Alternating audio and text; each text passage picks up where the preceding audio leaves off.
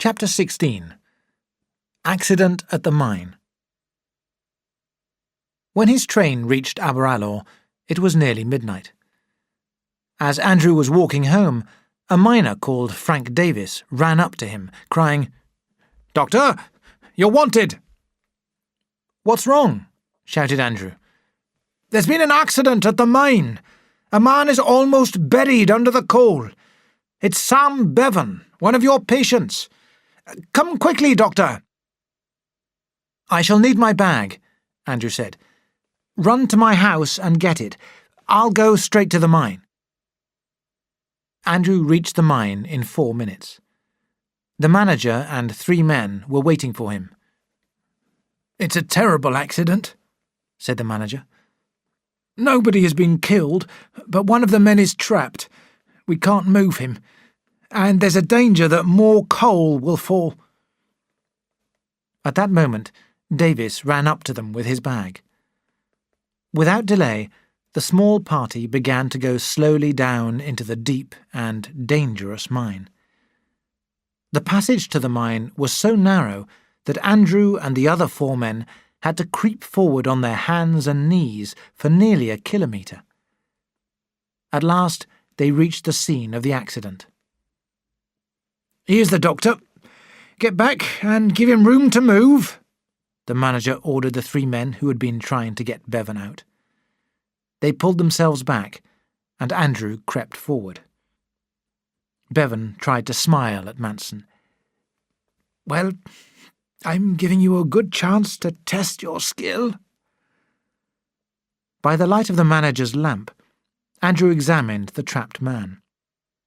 The whole of Bevan's body was free except for his left arm, which was buried under a heavy pile of coal and badly damaged.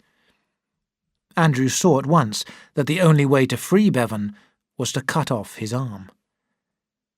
Bevan read Andrew's decision in his face.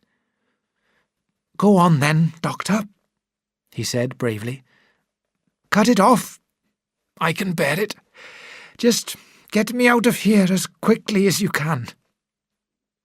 "Don't worry, Sam," Andrew said. "I'm going to put you to sleep now. When you wake up, you will be in bed."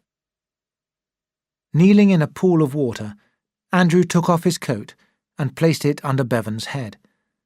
Then he opened his bag. But he was shocked to discover that the bottle that he needed was broken. He could not put Bevan to sleep. Andrew trembled. For perhaps 30 seconds, he could not decide what to do. Then he quickly pulled out another bottle and gave Bevan something to reduce the pain. "Shut your eyes, Sam," he said. As the knife cut into him, Bevan gave a loud cry of pain. He cried out again. Then, when the knife touched the bone, he fainted. Andrew could not see what he was doing in this hole, deep down beneath the ground. He had never worked in such difficult conditions before. He would never be able to cut through the bone. At any moment, the coal would crash down on them and kill them all. Oh, God, would he never finish? In the end, he almost cried with relief. He put a bandage over the wound and, lifting himself onto his knees, said, "Take him out." 45 metres away, with more room to move and 4 lamps round him, he treated the wound more thoroughly. Finished. "Wrap him up warmly," Andrew ordered the miners. Slowly, gently, they carried Bevan out of the mine. When they had struggled along for about 55 metres, they heard a long, loud crash of falling coal in the darkness behind them.